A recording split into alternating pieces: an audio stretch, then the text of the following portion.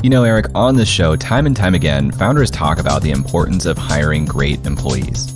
And they always say it's so hard and so important early on to hire the right person. It makes a lot of sense that it's difficult because most founders don't have experience doing high-level searches or hiring top-level talent. And they're also limited to their local talent pool a lot of the times. That's why a lot of founders choose to work with SPMB, one of the fastest growing executive search firms in the country. For over 40 years, SPMB has specialized in recruiting upper management and board members to early stage VC-funded startups and larger growth stage companies too.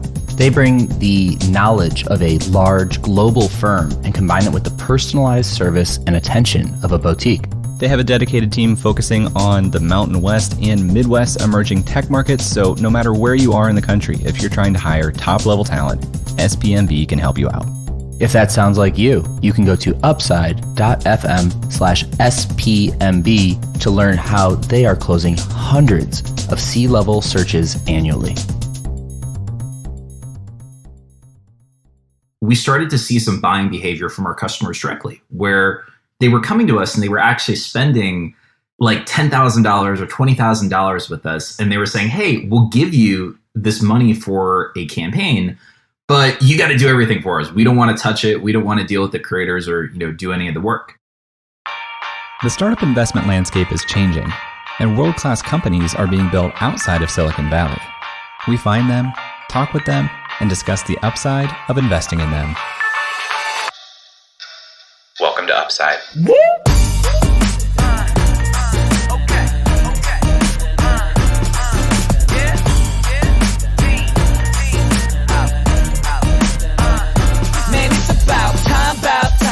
Hello, and welcome to the Upside Podcast, the first podcast finding upside outside of Silicon Valley. I'm Eric Hornung, and I'm accompanied by my co-host, Mr. Influencer himself, Jay Klaus. Jay, do you consider yourself an influencer? I don't, but I do consider myself an amateur salesman. What is the difference between an amateur salesman and an influencer? Humility. What am I influencing? That's something someone with low ego would say. So here's the thing. How many advertisers do you think you've worked with throughout your career as an amateur salesman? Well, I can tell you pretty close, actually, in an approximation. Ooh, yeah, good word. Ooh, I don't know if that's a real word. I've had about 20 to 25 advertisers on Creative Elements, and we've had probably around 30 advertisers on Upside, including classifieds and everything. So, I mean, like pure advertisers, 50 to 75. I'm forgetting some random thing somewhere. That's a lot of, across your newsletter and everything too, that's a lot of relationships to juggle, I feel like. It's true. And I've really appreciated working with the Podglomerate network on Creative Elements because they do all that wrangling for me. Oof. And there's a fair amount of wrangling, especially in like the higher level podcasting world. The payment terms are just so slow. You get things so slowly. You have to follow up and follow up and follow up and follow up. And it's a pain in the butt. It's not something that a lot of creators want to do. It doesn't feel like, I feel like the podcasting world, for all of its flaws, has gotten pretty good at that marketing campaign, those advertising managements, like the understanding of how everything works. There's a couple other industries, though, in the content space, specifically gaming, that have not. So my brother, Nung FPS on Twitch, you can go check him out, is a full-time streamer. And the ecosystem around advertising and sponsorship and influencers and amateur salesmen there is just so different. Yeah, I believe it. Also, I'm just realizing now that his gamer tag Nung comes from the last name Hornung. Put that together. Wow. Just now. You've known about this for like 2.5 years at this point. I didn't really get it. I was like, what does it mean? I had the word, for a while I thought it was nug. I had like nuggets in my head, like spicy nuggets. Ooh. Nung makes a lot more sense. Yeah, I'm glad you picked that up. A little bit of amateurization there on your end, but that's okay. Pretty professional to show up to your brother's bachelor party with a whole recording and streaming setup, though, and to go out on the patio and do like some live stuff in the morning before, sports were to commence. Well, just like you're doing Tweet 100 on Twitter, which, dear listener, if you want to check out, you can go to tweet100.com. That's tweet100.com. Join Jay and his friends on Twitter as they tweet away for 100 days. My brother is doing Stream 365. So even on my bachelor party, he had to stream for a couple hours, connect with his audience, and he's trying to do every single day of 2021. Wow. Wild. Well, that's what it takes to go professional. And our guest today is helping to make streamers and gamers become more professional with their advertising operations. We're talking with AJ Damiano, the co-founder and CEO of Powerspike, which helps you create campaigns, connect with Twitch influencers and teams at scale without all the busy work, making it simple to advertise on Twitch. A lot of what we were just complaining about, Powerspike is trying to make that a lot easier for the creator and for the advertisers at the same time. Seems like a no-brainer solution. I'm super interested to hear this interview. But Jay, I am not going to be in this interview. What happened? You left me out in the cold. Actually, this is one of those rare situations where we just couldn't find a time that worked for us. And AJ, I think we rescheduled this thing like 4 times, but we kept with it because I was really excited to talk to AJ and this company. And on the eve of the final interview time, you got pulled into something. I don't remember, but I just wanted to do it. And I'm excited that you did do it because it seems like it's going to be an awesome interview. I can't wait to listen. Can't wait to meet everyone after this interview. If you have something on this interview that you want to talk about, if you're into Twitch, if you're into advertising, if you fancy yourself to be an amateur salesman, hit us up at Upside FM on Twitter or something a little longer at hello@upside.fm. And we'll get to that interview with AJ right after this. Here's the secret about scaling your business. It's a little like buying a car. You want to put the key in the ignition, start the engine, and drive off without having to get under the hood. Buyers pay more for a turnkey organization. And if your organization is turnkey, if it runs smoothly without getting you greasy, you might want to keep driving it. What if we can get you out of the grind and into the driver's seat of your organization where you belong? Isn't it time to transition from gritty startup founder to scaled CEO? Let me introduce you to Blazes, an operations strategy agency that prepares your organization for scale.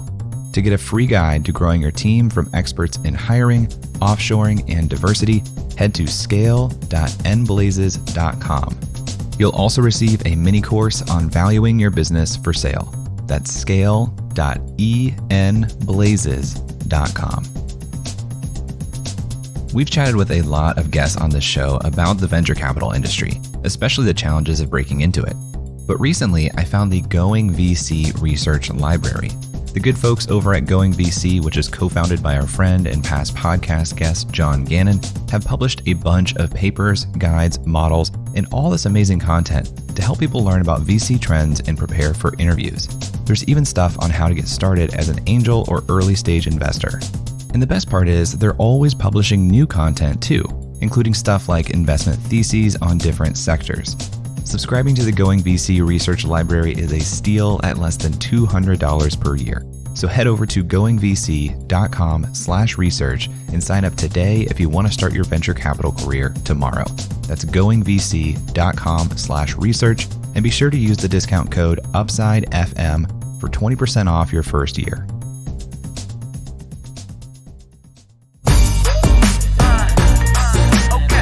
All right, AJ, so excited to finally make this happen. Here on Upside, we like to start with a little bit of a history of the guest. So tell us what was going on in AJ's world pre-Powerspike. Yeah, absolutely, Jay. Thanks for having me here. So pre-Powerspike, I was actually a college student, and my background was as a caster for World of Warcraft. I used to do the equivalent of sports casting in the esports and gaming world, where I would commentate the games and walk through people like play by play for every single arena match and RBG match that was going on in the game. It was a ton of fun. But my background was both as a caster and a creator. I started a YouTube channel back in 2014. I built this awesome following on there, and I transitioned to Twitch around the same time. And I got involved with casting esports tournaments, with doing post-production, and with building these events live on Twitch. And really the inspiration for Powerspike and where things came from was I got involved with this organization that was building all of these community-based esports tournaments and events on Twitch back in 2014. they were pretty successful events. We had like thousands of people who were tuning in and actually watching them. But we had this really big challenge, which was that we had to spend thousands of dollars to actually get the players to show up for the prize pools of the events. And we were broke college students at the time who had like $50 in our bank account. So we had no way to really continue doing this over time. So we were faced with this really interesting dilemma, which is, how are we going to raise the funds to actually make this happen? And how are we going to actually make these events possible? And so we looked at a few different options to do it. We looked at getting advertisers on the event and like just running ads on the stream. But everybody was using an ad blocker at the time in 2014. So that wasn't really going to work. We looked at getting donations from our community and getting our people to donate who are watching us. But we didn't really get a lot of people to donate. So that wasn't really going to work either. And so we turned to one last option, which we thought would be great. And it's where most creators turn to today when they want to monetize, which was, hey, why don't we attach a sponsor or a brand to this event? And so we reached out to 100 different brands and advertisers looking for a sponsorship. And we got 2 responses. One of them was a rejection letter. but one of them was a brand that was actually interested in working with us. And so began this process of, it was like 150 hours of us reaching out to the brand, negotiating the agreement, redlining contracts, managing invoices, working with talent for post-production to figure out how the ad was actually going to be integrated, making sure that the talent was saying it right and that, going through edits and revisions.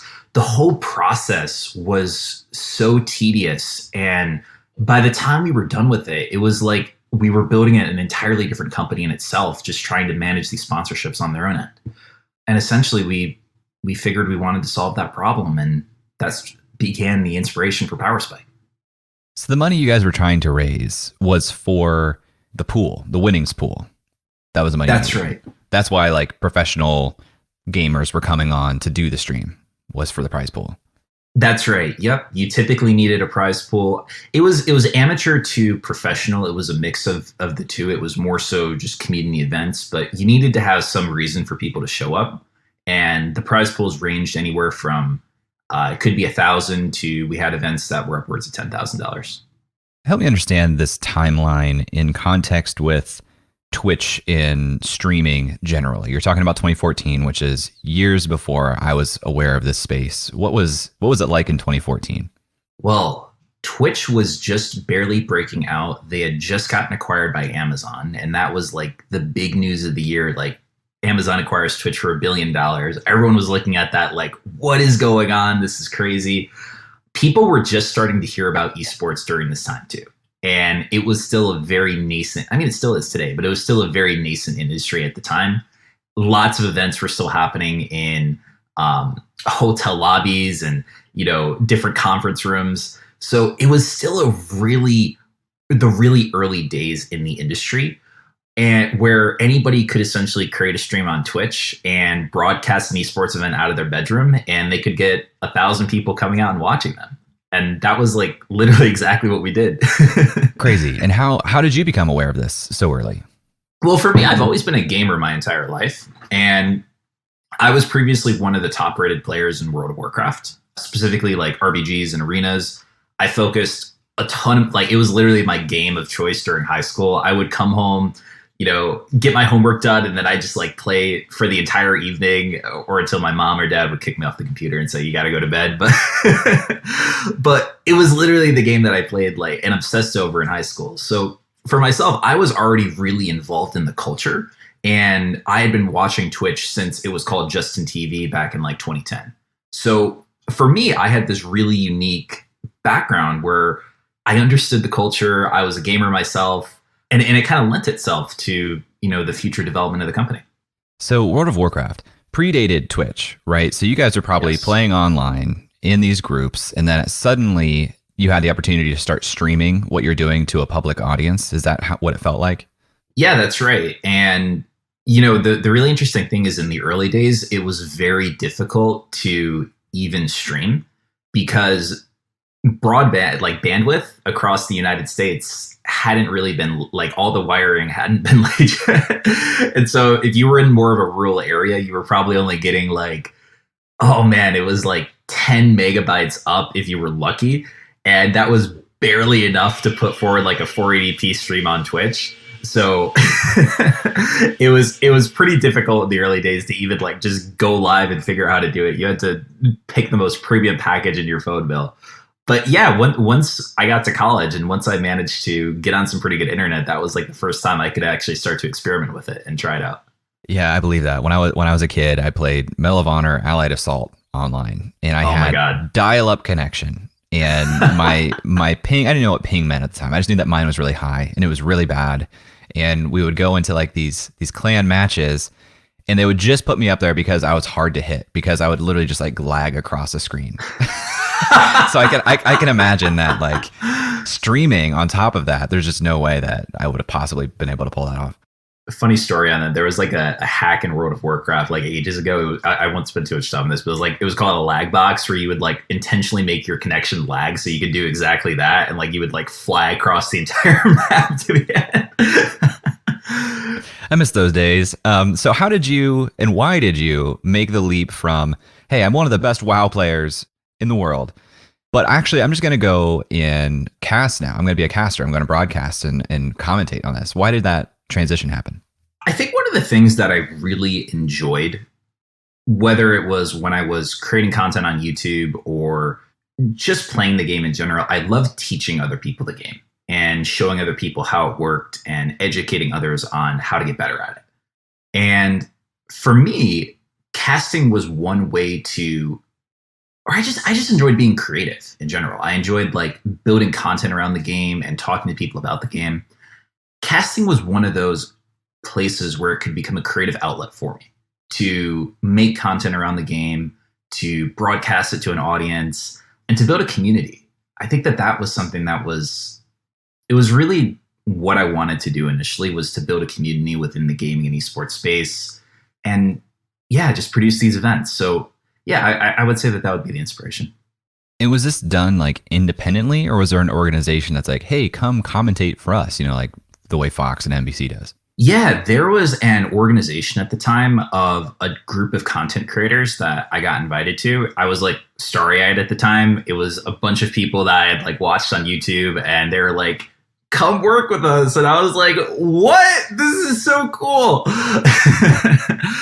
But it was a group of like a bunch of World of Warcraft creators at the time, and people who were making videos on YouTube, lots of guides and things like that. And they were all coming together to make this collective of creating both events and content on YouTube and Twitch. Okay. Well, I wanted to spend a little time on that backstory because it's like fascinating to me. You guys figure out, okay, to get these prize pools, we can bring brands in here, but it turned out to be a lot of work.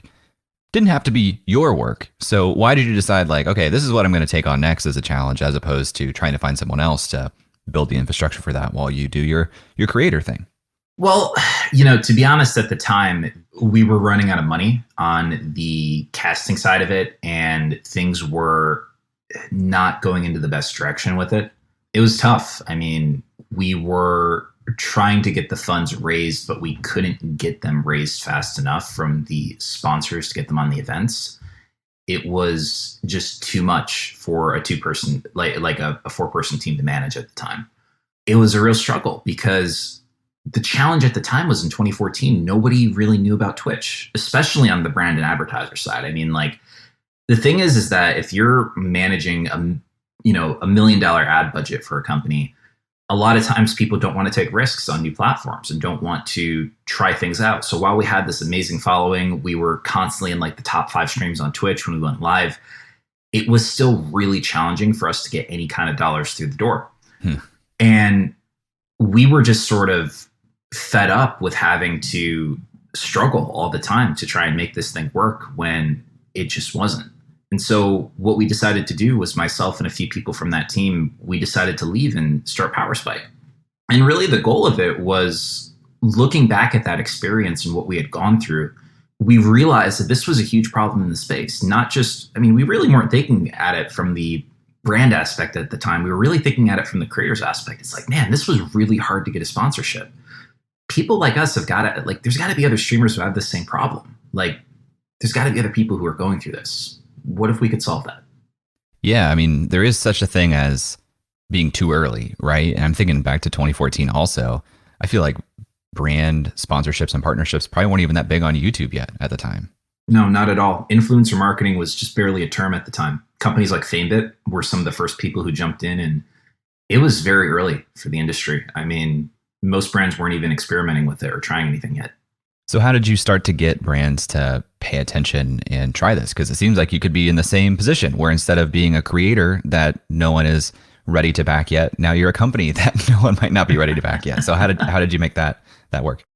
Well, the beautiful thing is that I think we were just so naive at the time, and there's almost a competitive advantage in it. Like, we were sophomores in college when we started it, and we were like, yeah, we're going to build a startup company. We're going to do it. We had this sort of chip on our shoulder, like, we're going to make it work and we're going to figure it out. And I think that naivete was a big competitive advantage, because honestly, like, when we started it in 2015, we were early and the industry hadn't caught up yet. Brands were not jumping in and spending money on this platform yet.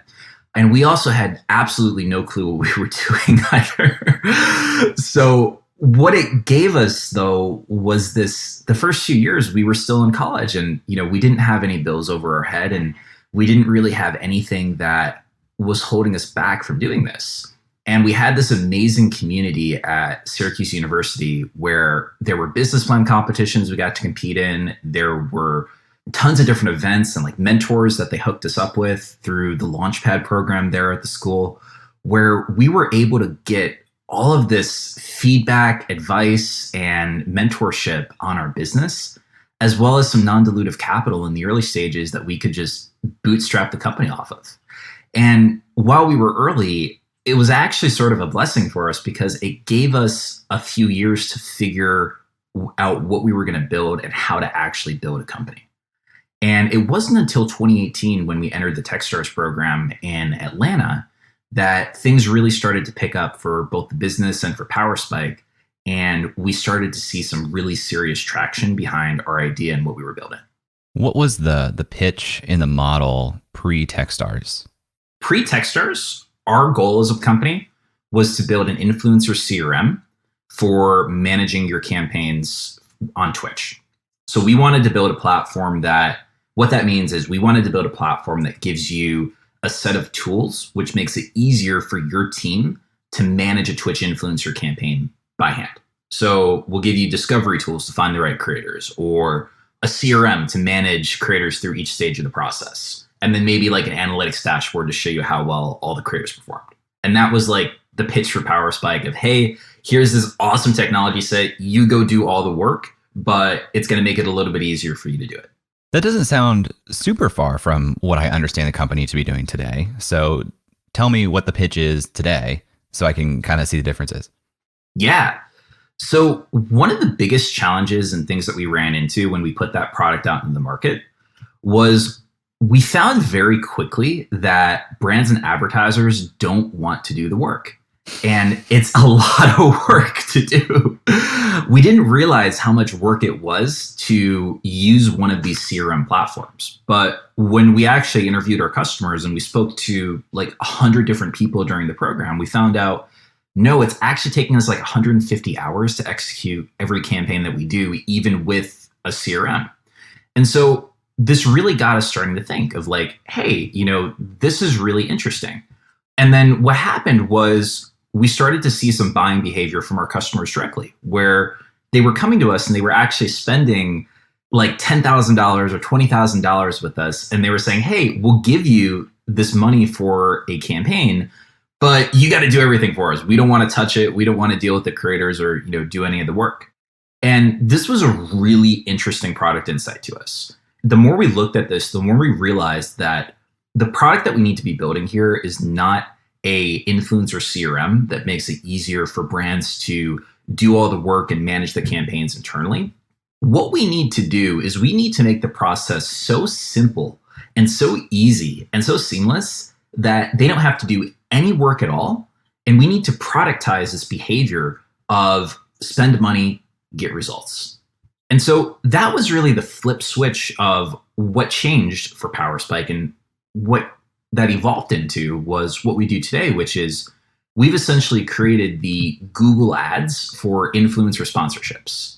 What you do is you come to our platform, you say, we essentially enable advertisers and gaming influencers to buy and sell these endorsement campaigns through overnight auctions. So you come to the platform, you say, hey, I'm looking for males 18 to 34, interested in food and beverage products and alcohol. Here's my budget. This is what I'm looking for. Click go. At that point, you're done. There's no day-to-day management. There's no back and forth with the creators. You don't have to manage any part of the campaign. That little transition, that little switch saves companies about 150 hours of work per campaign. But it's also super complicated to build, because what that meant is that we had to figure out how to automate every single little step that goes into running those campaigns in between. Super interesting. This feels like behavior or like desires on the part of the brands and the partners that's probably driven by like this ad economy, like you're saying, where they're used to like, I just want to choose the demographics and some information about what these people care about. I know who our customer is. We want to drop money into it and make sure that we're getting a return on it for less than we invested. That is like literally exactly it. And with Google ads and with Facebook ads, the CACs are going up today, like increasingly, especially with all the restrictions on like data usage and things like that. Influencers are quickly becoming a much bigger spending channel for a lot of brands to want to get involved in and be a part of the space. So yeah, absolutely. There's huge opportunities there for any company that's trying to get involved. I remember hearing, I don't know if it's a few months or maybe even a couple years back, there were some brands that were getting upset because their content was being dropped onto YouTube channels that they felt like were not a fit with the brand. So even though they don't want to do a lot of this work of, I want to choose who is really aligned, it seems like they also want to make sure that it's not going in some extreme direction. They have some control. Have you guys had to deal with that? Yeah, absolutely. It's brand safety is the term, and it's a huge problem in the influencer marketing space. One of the biggest challenges that we had to solve early on. And this really kind of boils back to like a lot of the things that you have to automate.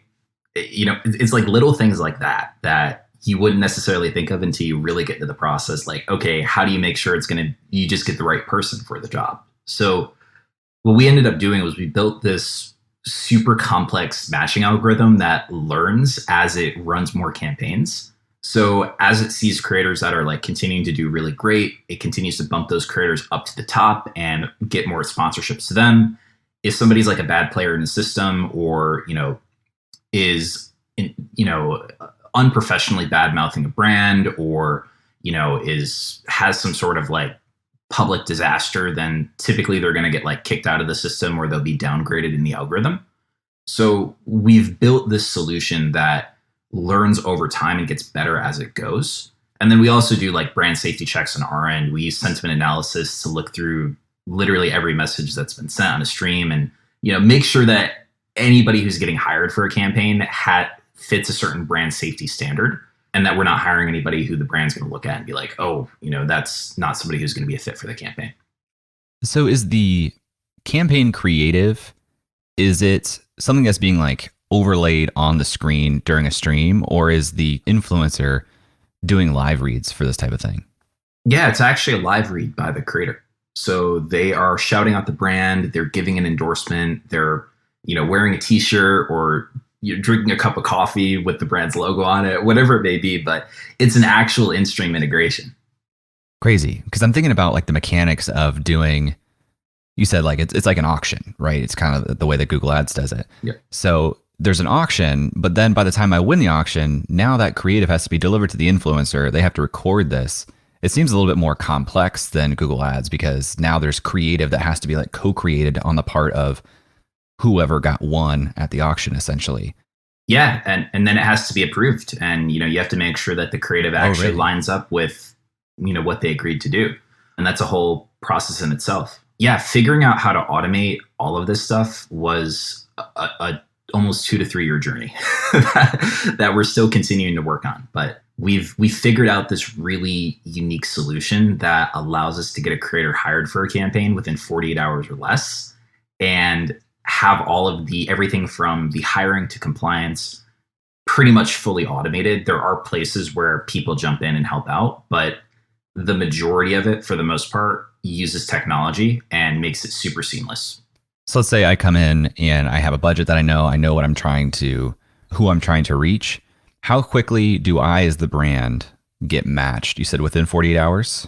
So you'll get matched almost instantaneously with the creators who are going to be a good fit. That then will go back to our team. We'll do a quick approval on it. So it can take up to anywhere between 30 minutes to a day, depending on like if it's working hours or not. You'll get that if you've chosen, you'll get that talent list back to you. You can approve it, see the creators who are going to be a good fit. If you want that extra step, if you just want to move forward with the hiring, it happens essentially overnight. What will then happen is we will then go out, the platform will send invites to creators who are a good fit for the campaign, and the creators essentially get to say yes or no to it. They can see up front how much they're going to make, what they're going to have to do for the sponsorship. And it's a super quick process because we have relationships with both the representation of the talent in the space and many, many creators and influencers directly. So they get the offers. It's a quick turnaround time where they essentially say yes or no. Once they've accepted, the campaign essentially gets filled on a first come, first served basis, but the invites go out to the creators who are going to be the best fit first.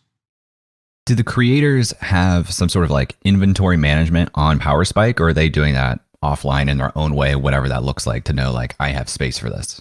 Yeah, they're typically going to do it offline in their own way.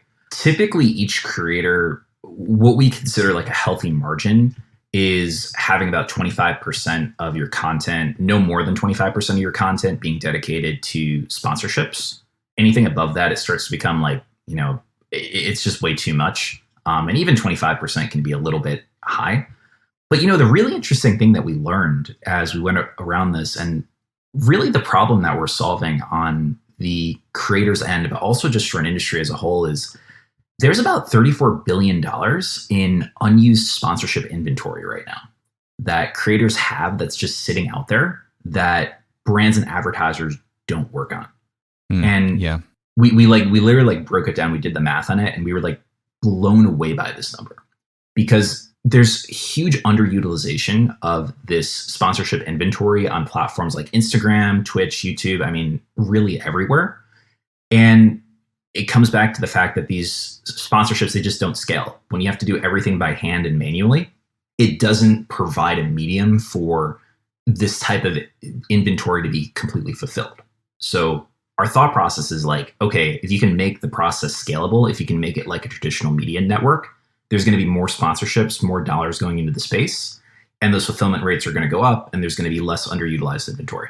It's true in podcasting too. And it's a bummer because well, it depends. If you do like dynamic ad insertion, you're fine. But a lot of times, like most people don't have that type of infrastructure, and they put out an episode and didn't have an ad slot in the mid-roll because they didn't sell anything. And it's just a wasted opportunity. Totally. Do you guys look into podcasting at all? Yeah. Our vision for the company is we want to start on Twitch and gaming and esports. And what we want to do over time is we want to bring this technology to anywhere where people have influence and anywhere where people are creating content. So if it's a podcast, if it's a blog, if it's, really, a YouTube channel, or it could be like a fitness stream, really wherever it is, we want to help creators make this a full-time career. What does the requirement look like for a creator to be on a platform? Yeah, so anybody can sign up and join, but typically it's going to require you to have at least 50 average concurrent viewers to get sponsored.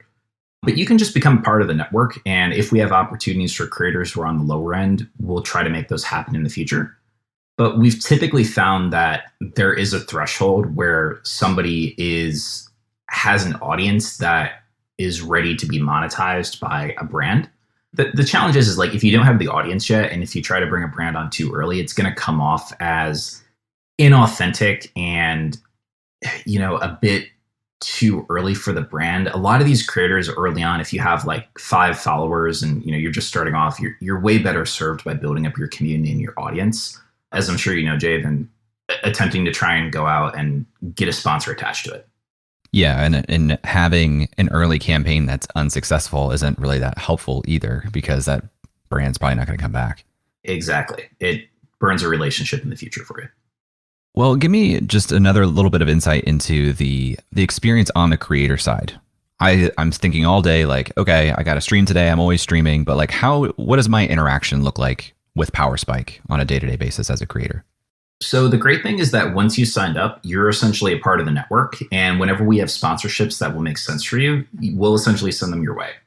So the day-to-day interaction is you don't really have to interact with Powerspike on a day-to-day basis. It's essentially once you're a part of the network, you're a part of it. And when we have an opportunity, we'll reach out to you. But there are other options that you can do to increase your odds of getting hired for a sponsorship. One of the ways that you can do this is any campaign that we have that comes to our platform, it'll actually go live in a marketplace where creators can see these campaigns and they can apply in to be hired in real time. And this is essentially them just like raising their hand and saying, hey, I know that maybe I might not be the perfect fit for this, but this is a brand that I'm personally really interested in and I would love to work with.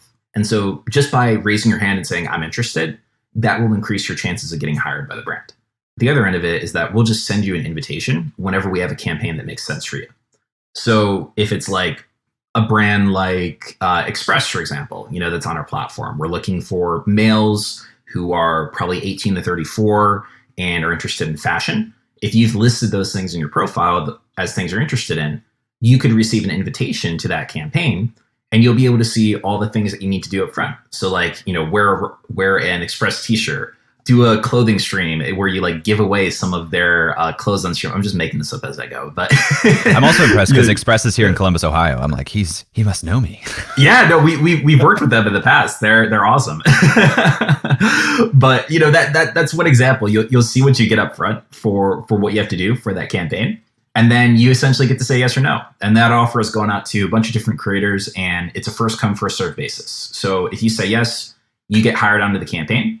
And then really creators go through the platform like a TaskRabbit, where they get to see everything they need to do. And they get to download their assets. They get to see all the requirements that they need to complete for a campaign. And all they have to do then is just execute the content on stream. They do their live read, they do the sponsorship, and then they submit that content right back to Powerspike. Our systems will approve it, make sure that everything is up to compliance. And as you create that content, it gets checked off from a list. And then once you've completed everything, you'll get paid. Do you have the authority to approve creative, or do you have to go back to the brand and get their approval? We approve creative on behalf of the brand. Awesome. Does the creator see the rates in terms of like a CPM, or are they seeing like in total, here's like the bounty you'll get for this? Yeah, it's on a bounty basis. We try to make the sponsorships monthly recurring when we can. So the creator gets some sort of like MRR from it and they can grow their business sustainably over time. But depending on the company, it could be just a one-time thing. And they'll be able to see that up front as like, hey, you're going to make $600 or $1,000 here. This all sounds great. I also know how difficult it is to build a marketplace. So how did you go about building both sides of this? Oh, well, we were pretty dumb about how we went about it. So I don't recommend anybody copy this way, but there's a few different ways to go about building a marketplace. You can do a single player mode where you build a product for one side of the marketplace, you get a bunch of engagement, and then you bring in the other side of the marketplace. That's probably like the easiest way to do it. We were just like, no, screw that. We're going to go brute force and just like push it all the way through. I do not recommend anybody do that. But then again, it worked for us. So I guess there's that, right? What we did was we literally just brute forced it. We got the supply side hired first, where we got a bunch of creators in our network just initially on board for the platform, signed up and excited about it. And then we rushed like really quickly to try and get some sponsors and some advertisers to work with them. And it started off with like 20 creators and one sponsor. And then we just sort of like built it up from there. It's been like, once again, I don't recommend you do that because it's exhausting to try and like build both sides of it at the same time and to have to like go from one side to another. But we were able to do it fast enough where we were still able to get pretty good engagement on the marketplace from both sides and not have any issues when it comes to fulfilling campaigns. The other thing that worked really well for us with this method was that we found that we didn't really need to have high engagement rates on our marketplace to build a successful company on the supply side. And this was really interesting and unique for us. But what we found was that we had an 85% response rate when we reached out to creators for a sponsorship that hadn't been active on our marketplace for like more than 6 months. Essentially, what we found was that we just needed to have them as a part of the, I guess the word would be like the inventory. And whenever we had a sponsorship for them that made sense, we could just ping them and they would re-engage essentially almost immediately. So that definitely worked to our advantage as well with the brute force method, which might not be the case in other marketplaces. And is your model as a business as simple as just taking a percentage of a successful campaign, or how's that work for you guys? Yeah, so the way we've built our model is we want to try to make it as creator friendly as possible. And the way that we've engineered this is the creators will always make their fair market rate within Powerspike. So whether you're going through Powerspike or whether you're going through an agent, you're going to receive effectively the same rate that you would receive no matter which way you're going for whatever your content is valued at, whatever it's worth. And that's calculated based upon your viewership level, how many followers you have, what your reach is, and how many people this is going to go out to. So the creator is always going to make their fair market price on Powerspike. And what we do is we've engineered a model around the brands and advertisers. So it's typically a campaign fee that we have on top of whatever the base campaign budget is that we're taking out of it.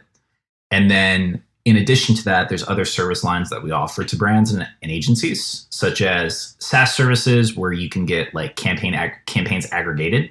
So if you're an agency and you got to have like multiple campaigns running at a time, there's a subscription fee that you can pay to have all those campaigns and their data aggregated in one place.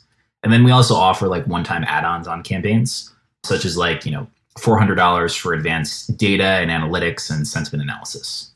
So for like the long-term health and success of the marketplace, I could see how somebody starting this business might think like, I'll be successful by getting just the top streamers on this platform. But I could also see like maybe the actual play is just volume of inventory for more the mid-tier folks who don't get the inbound from brands. What does that actually shake out to be? Who is best for a platform like this? It's a really good question. And a lot of it comes down to, surprisingly, a lot more of it comes down to the state and timing of the industry and the market itself. Our initial hypothesis and thesis on this was that we want to get a lot of smaller creators aggregated into one platform and activate a lot of them at once. And brands are going to love that. But what we found over time was that they don't, at least not yet.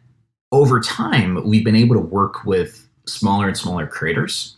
But the challenge is that we're living in a time where Twitch is still very nascent and brands are still very early to get involved in the space. And a lot of times for a Fortune 500 company or a brand, they don't want to work with a smaller creator yet. They're just not comfortable enough to do that. On Instagram, sure, Instagram's pretty well developed, and there's a lot of brands that are willing to work with micro influencers who are top tier brands and do that at scale. But for these new types of platforms like Twitch, they're not quite there yet. And so what will happen typically in any kind of like talent or, any industry involving talent, you have like the top 1% and then you have the 99%. And the top 1%, the short tail, are always the people to get sponsored first. It's where the majority of ad dollars go. And what we found really early on in this industry was that that's what was happening. We had this massive inventory of like medium to smaller size creators, but not a lot of really large creators on our network. And we were losing out on a lot of these brand deals because of that. So one really important strategy that we took early on was building partnerships with every single person who represents talent or manages top tier creators in the space. And essentially the deal is what we said is, hey, we want to have the largest inventory of talent in the ecosystem, whether it's a short tail creator or a long tail creator. And we want to be able to work with everybody, no matter where they're at, and just provide this massive inventory of talent to any brand or advertiser who wants to get involved in the ecosystem. And so we went to like every major representative of anybody, anybody who represents talent, managers, agents, And we essentially went to like literally every one of them and said, hey, let us be your sales team. Let us go out and, bring you ad deals. It's free money for you. You don't have to do any work, and, your talent will be able to monetize. And for us, we just get extra people that we can sell and have a larger inventory. And everybody was like, hell yeah, like, let's go and do that. And so what we've been able to do is we've literally aggregated this just massive inventory of everybody on the short tail initially in this space, where we have about 1 in 6 of the top creators on or a part of the Powerspike ecosystem. And what we've done over time is we've started to, as the industry is starting to develop, we're moving down to more mid-tier creators, and then eventually we're going to be able to service smaller creators in the long term as brands become more comfortable with the space. Do you ever have trouble like finding available inventory in the time frame that a sponsor or a brand wants? Almost never. There's so much supply and so little demand, speaking strictly like in the terms of a marketplace, that we have never had a challenge with getting a campaign fulfilled within that time frame. The only time I think it's ever been difficult is if it's a very, very specific request, like, it's got to be like this person in this country, they have to speak this language, and, they have to have these specific interests, and they need to be between like X and Y size. It's like, okay, we'll go for it, but, we might need a little more time for that. How big is your team? We're a team of 20 people right now. It sounds like probably a lot of that is engineering based on some of the stuff you had to automate, but how does that break down like proportionally? It is. It's really interesting. In the early days of Uber, they did dispatch by hand, and many people don't realize that. But like that's essentially what we have to do here at Powerspike, where we have to do parts of this product by hand as we continue to automate it. And the way that we've broken our team down is we have a operations team, an engineering team, and a sales and marketing team. Essentially, like the way it breaks down is almost like a third, where what you have is the sales and marketing team are going out, they're getting brands and advertisers on board, they're working with their community and selling the product. Then the operations team is essentially working to service those campaigns. You can think of it as like the operations team is the short-term play and the engineering team is the long-term play. The engineering team is focused on like, hey, how do we take every single step that we have to do by hand and manually and automate it? And figure out technology and product that we have to build to increase automation and make this super seamless. And what the operations team does is they fill in the gaps. Any area where we can't do it by technology yet, like for example, parts of compliance and watching videos, that's going to take a little bit of time to actually fully automate. And it's going to require us to look through like machine learning and actually being able to watch videos and determine did they do the sponsorship or not. So we have a person on our team who will go through and manage compliance right now and do that by hand. And our long-term goal is we want to eventually automate everything. It's going to take time to do that. But the great thing is that we have this 2 kind of levels of service at Powerspike. You have the fully automated platform where people go through and create their campaigns by hand. And then you have more of this like white glove, really top tier where we're managing the campaign on your behalf service set. So the operations team gets involved there, and that's probably where they'll transition to in the long term. Is the sales side, like getting these brands, is it a lot of outbound?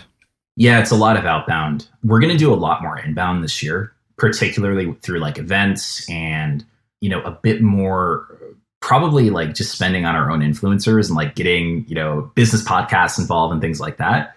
But, we should talk, by the way. But, that's typically what we look at. But a lot of it is like outbound sales and getting, just reaching out and, getting a bunch of like enterprise level companies to get excited about what we're doing in the gaming and esports space. And you're in New York now, right? I am in New York. I recently moved to Connecticut. I'm in like the middle of nowhere in Connecticut. But yeah, I like travel between here and New York City. I was going to ask if there's any geographical advantage for this business anywhere. Like, is there a place that like, if you want to be doing a business like this, you want to be in gaming or esports, is there a place for that? Yeah, we've always been a fully remote team. And the great thing about gaming is that it's always been like a fully remote thing to an extent. Or not always, but, in the last 20 years at least. You play online with your friends, Xbox Live, PC. And I think that served us well, especially when COVID hit. We were a remote team before that. And, it's like, okay, just another day in the office. We've already got this down. But what we've done is we've located the team. I mean, geographically, we're all over the world. We have people in Russia, people in New Zealand, some people in England. We really do business everywhere. But geographically, we have like sections of our team that are located in New York, some people who are located in LA. And there is some definite advantages to being involved in those locations. One, there's a huge amount of ad agencies in New York City, and LA is like the center of media and, entertainment. So we get to visit a lot of our brands and our clients in person and have a lot of these meetings over coffee, which makes a huge difference. Like, especially everybody post-COVID is like desperate for any kind of human interaction. So if you could just like meet somebody in person and shake their hand, like deals get done. This goes for venture capital. This goes for like, everybody wants to see you in person. Even if they say, like, this is the thing I don't get. Like people are like, a lot of VCs are like, oh, I love it. I love Zoom. I love, doing it online. I love, I get to meet so many more founders today. Yeah, but like how many of those people do you actually invest in? How many of those people do you actually like move a deal forward with? If you want to get a deal done, you got to go see somebody in person. I'm a firm believer in that. I love that. All right, AJ, if people want to learn more about Powerspike, where should they go after the show? Absolutely. You can check us out at powerspike.tv, or you can reach out to me directly, Angelo at powerspike.tv, or find me on LinkedIn, AJ Damiano. All right, Jay, we just spoke with AJ from Powerspike. Awesome name, by the way. Powerspike. Oh, I thought you meant AJ. Oh, yeah. AJ. Powerspike reminds me of like something I've never done in volleyball. Just like really knock it out, It does seem like a move in like the video game version of volleyball where like you filled up your power bar, and this is like the button you click like to play. Like this is going to be a guaranteed like point. Power Spike. The crowd goes wild because the crowd at volleyball games are huge. Anyway, yes, we just spoke with AJ of Powerspike. So where do you want to start in this debrief? Do you want to, dive back into Powerspike the name, or do you want to go into something a little different? Just to call it out, I'm a big fan of this company because it plays in like worlds that I'm close to and feel like I have even more insight into the creator realm. And they're on Twitch now.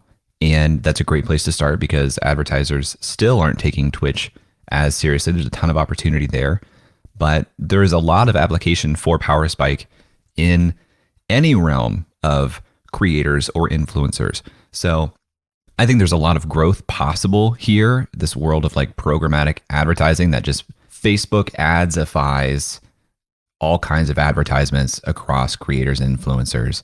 That was my biggest takeaway was what they're building is intended to be the user experience for the advertiser, like a self-serve Facebook ads like platform that connects you to the feeds and the content of creators who are specifically matched to your brand. Low lift on both sides. Saves a lot of time in vetting for the advertiser, makes the experience for the creator much easier than wrangling the sponsorship inquiries that come in. And I think that has a lot of legs to it. I have some just wild Twitch stats here. What do you think the average time spent for a viewer is on Twitch? On a daily basis, weekly basis, monthly basis? On a daily basis. I'm going to say it's going to be something crazy like 4 hours. 95 minutes. Okay, 95 minutes watching live gaming. Well, the crazy thing is streamers will spend like 8 hours a day streaming. Right. And so if you have 95 minutes a day with people focusing on the screen, right? Like it's not like a podcast where it's kind of happening in the background. It's audio. You have people focusing both their eyes and ears on what's happening on that screen. I don't know if you watch a lot of Twitch streams, Jay. I know your friend OG Pickle. I follow him. My brother, I follow him. I am always dabbling around Twitch. Our friend Lil Millie, who was a Upside intern who's now working for eFuse, follow her. There are almost zero advertisements on those streamers' pages, and even the big ones. I feel like it's more product placement than it is advertisement. Yeah, I think part of that is like a little bit the culture. Like I think that audience, if you're going to do full on advertisement, you need to be really thoughtful about how you do it. So it isn't like too overtly like, here's a banner ad that pops up. Like you want to tie it into what you're doing and have it be kind of natural, because I feel like the streaming audience is a little sensitive to just like blatant over the head advertising of things. But I do think there's a lot more room that a lot of people are taking advantage of. Here's an interesting thing. On Creative Elements, I have 10 ad spots per episode. And I did a listener survey this month and asked them, like, how do you feel about the number of advertisements? And it had a scale of, I hate the number of advertisements, to I really wish there were more advertisements, to I'm okay with the number of advertisements. And it was like 70% said I'm okay with the number of advertisements. I was surprised, like pretty surprised. I think the culture is trending towards, we understand that these creators need to secure the bag, and we're happy for them when they do. I'm happy for you, Jay, for securing the bag. Go put Thanks. 20 advertisements on Creative Elements. Just double up. No, but I think there's a lot more opportunity for creators to place aligned products and services within their ecosystem. But it is a time suck to wrangle those advertisements. So if I'm a creator and I'm allowed to share some like information about my audience and the types of products that are interesting to me, and I just get a phone call or an email in my inbox saying like, hey, here's some advertising opportunities for you. Here's the copy. Here's what you need to do. And I can just deliver that, and then I get paid through this marketplace. That's incredible, especially because there's no obligation. Like I can just say, nope, not a fit, say no, and on with my day. And for the advertiser, there's like not a huge risk of losing relationship capital when you go through a marketplace either. You don't feel like, well, if I say no to this advertiser, they'll never come back, because it's kind of going through this middleman where there's there's some protection from that. So yeah, I think it's really great. It's a win-win for everybody involved. It's easy to enroll new creators onto Powerspike, AJ said, because it's just kind of like a no-brainer. Why not? Why not share my available inventory for consideration with this marketplace, with these advertisers? I wonder if there's like a collaboration out there between our friends Muxy, who are on the podcast, and Powerspike, where you can create, you mentioned like banner ads wouldn't really work, but I'm thinking about the NFL. And the NFL found a way to get more advertisements into an NFL game without cutting the commercial. They have that kind of side by side. You know what I'm talking about? Yeah. The game's still State going Farm. on in the background. Or Progressive. What is it? State Farm. Progressive, I think. No, it's Baker State Farm. Mayfield one. Maybe it's both. Oh, it's both. It is both. I was thinking about Patrick Mahomes and Aaron Rodgers. So it pops up and it's a little kind of micro advertisement while the game's happening, but there's like some dead zone. That feels like something that could be easily translatable over to the live streaming space during a loading screen. Yeah, and when I say that there probably wouldn't be like banner ads, I'm speaking to like a style of banner ad more so than the idea of like there won't be on-screen graphics. I think there can be on-screen graphics that are interesting. And the crazy thing about video these days, this is something I've heard from a lot of YouTubers, is to keep people engaged, you have to change the shot every 5 seconds. Every 5 seconds, you have to change the way the screen is being shown.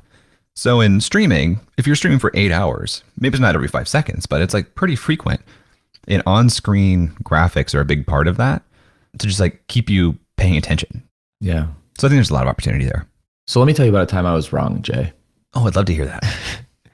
When Facebook Gaming launched, I thought that they were just going to eat away market share. I thought they were going to overinvest into everything, pull everything off. I actually watched a bunch of streamers on there just to figure out kind of how it was working. The user interface felt so much more attainable to the 90% of people who aren't currently watching video games online. The comment sections were flying even for people who had lower viewers. People who had lower viewers were still seeing like active viewers of 20, 30, 40 people, as opposed to on Twitch. I feel like there's a lot of accounts that see 2, 3, 4 at a time. And still, despite all of that, I said, I'm going to go with Facebook Gaming. Still, despite all of that, Twitch still has 70% of esports viewing. This feels like the right platform to be on. Yeah, I'm sure a lot of that is like, you know, the upper end of who's driving the most views. Because like you said, like a lot of Twitch streamers will see a handful of concurrent viewers at any given time. But then the biggest Twitch viewers have like the lion's share of all viewers. I spoke with our friend OG Pickle on Creative Elements, and he was mentioning that the pie for number of viewers on Twitch didn't seem like it was growing much. So to get more viewers to your stream was kind of like you had to borrow or steal them from someone else's stream. And that was something that most people don't talk about. So I think like the lion's share is driven by these big streamers, which is probably like really feeding into that market dominance. Whereas maybe if Facebook's showing these younger streamers, like we can get you 4 or 5x the number of concurrent viewers that you're used to, that can still kind of bubble up. Potentially. I mean, you still have YouTube out there too, but it feels to me for Powerspike on their behalf, your streamers are starting on Twitch and it doesn't feel like they're really moving to Facebook or YouTube from my perspective. And maybe there is a shift and I'm just early and not wrong, Jay, and I'll hold out for that hope. I will hold out for not being wrong, but I think I'm wrong. Well, and the question becomes like, do existing streamers need to move, or will there be more streamers that start on Facebook? Or will you stream simultaneously to Twitch and Facebook and Mixer? I think Mixer's dead. Is Mixer dead? Mixer's dead. I've never seen Mixer. I've heard you mention Mixer before, and I threw it in here as a nod to you, but I don't know anything about Mixer, and it's dead? Yeah, I think Ninja moved from Twitch to Mixer, and like 6 months later, Microsoft just said, nah, I think we're done with that. Ooh. Ouch. I want to talk about AJ as a founder real quick, because he also seems like he's really well suited for this business. He started off streaming himself in World of Warcraft, then he became a caster, meaning that he was like a broadcaster for World of Warcraft tournaments and things. He's been in this world for a really long time, and he's built a lot of relationships. And I think that is like the moat for a marketplace like this, is relationships and getting people on the platform. Of course, if there was like a Powerspike competitor and I'm a creator, I'm probably going to sign up for both. And I'm going to say, sure, like my inventory is open for consideration. Send me what you have and I'll do that many times over. But in the beginning like this, I do think that's a big moat, because advertisers are going to go, if they're going to go into this space, they're going to go with the biggest player, and that's going to self-perpetuate as more advertisers finally do go into the space. So he knows the space, he has the relationships. I think that's a big plus for our friend AJ Damiano. Starting on second base, Jay. We love when a founder is starting on second base. Sounds like AJ is. So I'm not going to answer our last question today because I wasn't in the interview. I just want to hear your thoughts. What do you want to see in the next 6 to 18 months from Powerspike and our friend AJ? I want to see that the budget advertisers are putting aside for esports is growing. Like I want to see streaming as a part of their budget increasing, to know that this is where the puck is going. And I can't imagine a world where it doesn't. So I want to see that. I would like to see like the number of campaigns that are being run, not even necessarily the top line budget of the campaigns that are being run growing, but I want to see like the number of campaigns increasing. But again, I don't see a world where that's not going to be the case. So I'm really bullish on the future of Powerspike, and I'm excited to watch and see what happens. Awesome. Well, if you are also bullish on the future of Powerspike, you can hit us up on Twitter at UpsideFM, or send us something a little longer at hello@upside.fm, and we will talk to you next week. That's all for this week. Thanks for listening. We'd love to hear what you think about this episode, so tweet at us at UpsideFM or email us hello@upside.fm and let us know. You can learn more about us and browse our entire back catalog of episodes at upside.fm. And if you love our show, please leave a review on Apple Podcasts. That goes a long way in helping us bring high-quality guests to the show. Rocky and Sylvester. 1 for underrated, 2 for underpaid. Today I'm gonna get it, and there's nothing in my way. About time. I've been out here for a minute, waiting for my chance. Now it's time to go and get it.